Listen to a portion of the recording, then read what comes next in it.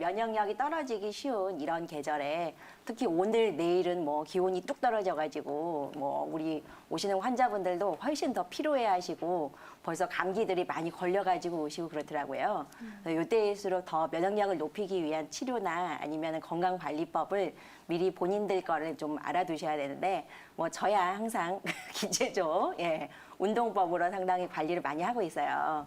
사실은 저는 뭐 직원들이랑 아침마다 아침 오전 9시부터 한 20분씩 직원들이랑 단전치기를 비롯해서 여러 가지 기체조절을 같이 하고 있는데 특히 보면은 우리 몸에서 온도를 잘 맞춰주는 거.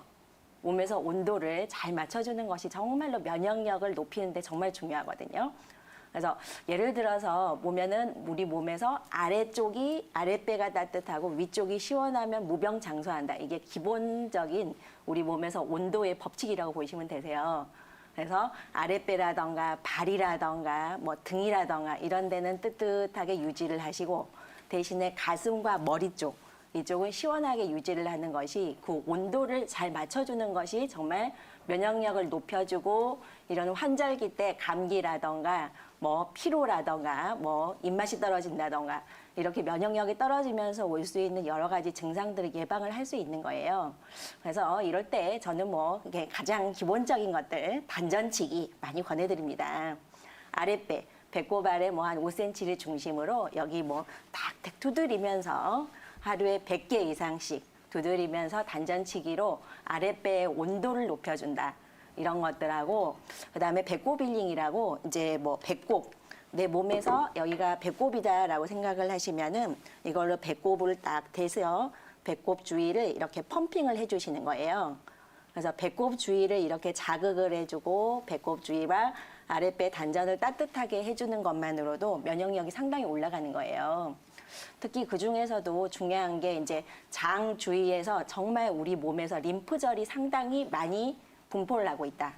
또 장에서 점막에서 호르몬이라던가 좋은 호르몬들이 많이 또 분비가 되고 있기 때문에 이것들이 사람의 정신 건강, 스트레스 푸는 거라던가 몸에서 체온 유지하는 데 정말로 좋은 겁니다. 특히 아이들 같은 경우 면역력이 떨어진 애들이 감기가 자주 걸리잖아요. 감기가 자주 걸리는 애들이 열이 조금 올라갔다고 해열제 먹여버리고 뭐 항생제 바로 투여해버리고 이런 식으로 해서 증상만 빨리 완화시켜주는 치료를 엄마들은 마음이 급하니까 빨리 해버리려고 하는데 그것이 장기적으로 봤을 때는 아이의 면역력을 키워줄 수가 없어요.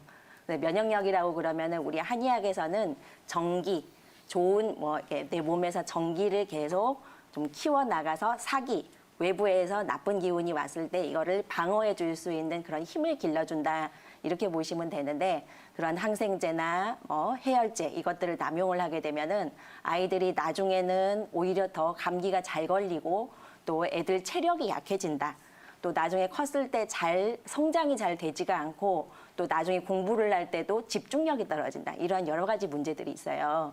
그래서 특히 어린아이들 키우시는 부모님들은 면역력을 어떻게 하면 올릴 것인가. 특히 우리 한의학에서는 뭐 그 녹용을 넣어서 이런 쪽으로 애들 오장육부를 잘 튼튼하게 클 수 있도록 또 면역력을 올려줄 수 있는 그런 여러 가지 한약들이 다 있으니까 그걸로 좀 복용하게 하는 것이 훨씬 낫습니다. 단일약재로 끓여 드시는 것도 좋고 또 쌍화탕처럼 우리가 뭐 아주 전 국민들이 다 좋아하는 그 한방 차 중에 하나죠. 쌍화탕과 같이 기혈을 크게 보호할 수 있고 또 면역력을 올려줘가지고 미리 감기가 오기 전에 예방할 수 있는 그런 쪽 약들도 상당히 좋다고 봅니다. 사실은 쌍화탕이라는 거는 옛날부터 뭐 피로회복제라고 많이 볼 수도 있을 정도로 어느 정도 몸에서 기혈을 보충을 해주고 미리미리 감기를 예방을 해줄 수 있는 그런 차라고 보면 돼요. 또 이제 또 뭐 먹는 것뿐만이 아니고 또 습도 조절하는 것도 상당히 가을 겨울에는 필요하시고요. 또 지나치게 춥다고 해서 난방을 지나치게 너무 높게 해버리는 것도 면역력을 떨어뜨릴 수 있는 그런 요인이 되기 때문에 그거는 좀 피하시는 게 좋으실 겁니다. 예, 어머니 반갑습니다. 네, 안녕하세요. 예, 어떻게 4월부터 그 혀가 그렇게 아파서 고생을 많이 하셨네요. 이게 처음에는 제가 그 몸이 몸뚱이가 뭐 약하진 않은지 이게 면역이 약한지 어쩐지 제가 고기를 잘 안 먹어서 그런지 조금 무리하면은 혀가 잘 그 노랗게 폐이잖아요. 아, 예, 예, 염증으로. 예. 예, 그전에는 그렇게 아프면 오아메디 바르고 그러면 나섰는데 이거는 그거 아니고 그냥 혀끝털이가 뭐 그런 것도 아니고 그럴 아프고 때도 따갑고 있는데요. 이렇게 쓰리고 화끈거리고 그러셨어요. 그 일을 많이 하면 화끈거리기도 해요. 일을 많이 하면. 일을 많이 하셨을 때요. 아, 예, 그런 게 병원에서 진찰을 했더니 예. 아무 이상 피검사를 다 했거든요. 근데 예, 예. 암도 아니고 아무 이상이 없는데 예. 약이 없고 진통제뿐이 없대요. 그러면은 그렇게 아픈 거 말고 또 혀에 어떤 다른 문제가 또 있으세요? 그 혀가 이렇게 한 그전부터 그거를 언제부터 그런지 모르는데 그것은 좀 오래된 것 같은데 예, 예.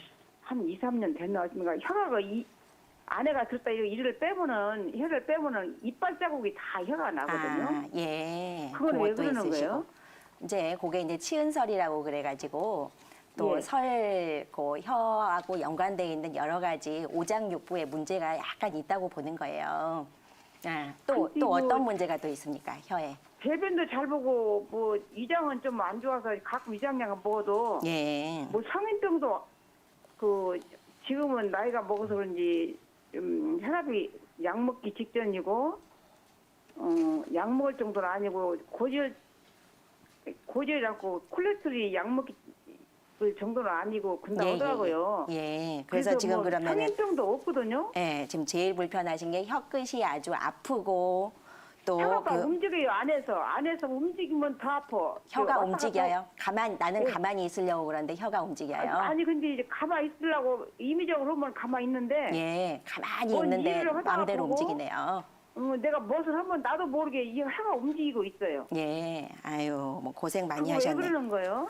그래서 이제 그런 것들을 우리가 뭐 허여의 통증, 설통이라 이렇게 말씀을 드릴 수가 있는데 그렇게 이제 혀가 아프고 좀 화끈화끈거리고 뭔가 좀 뻘겋게 되고 이런 부분들이 이제 나타나시는 분들이 있는데 원래 여자들이 남자들보다 한 3배는 더 많으세요. 특히 예. 이제 갱년기 그거 넘어가면서 그런 사람이 있어요. 그때부터 금방 이제 그런 줄 많이 알고 나타나시는 분들이 꽤 있으세요. 예. 네, 그래서 그런 부분들은 사실은 뭐 병원 가보셔서 아시겠지만은 별다른 치료법이 없으시잖아요. 예, 그래서 예. 이런 거는 한의원에서 치료를 받으셔야 되는 거예요. 그래서 한약을 먹어야 돼. 침도 못 맞잖아요, 혈압. 아유, 그런 부분에 다 연관되어 있는 혈자리들도 많고 거기에 다 연관되어 있는 한약이 다 있습니다, 어머니. 네, 특히 이제 아. 제가 설명드리고 싶은 거는 그렇게 이제 예. 설통이라고 그러는데 그걸 또 어머니 말고도 다른 분들도 시청자분들도 좀 궁금해하실 것 같아서 설통이 예. 있으신 분들이 어떻게 하면 자가 진단을 하실 수 있는지 그거를 좀 말씀을 드릴게요.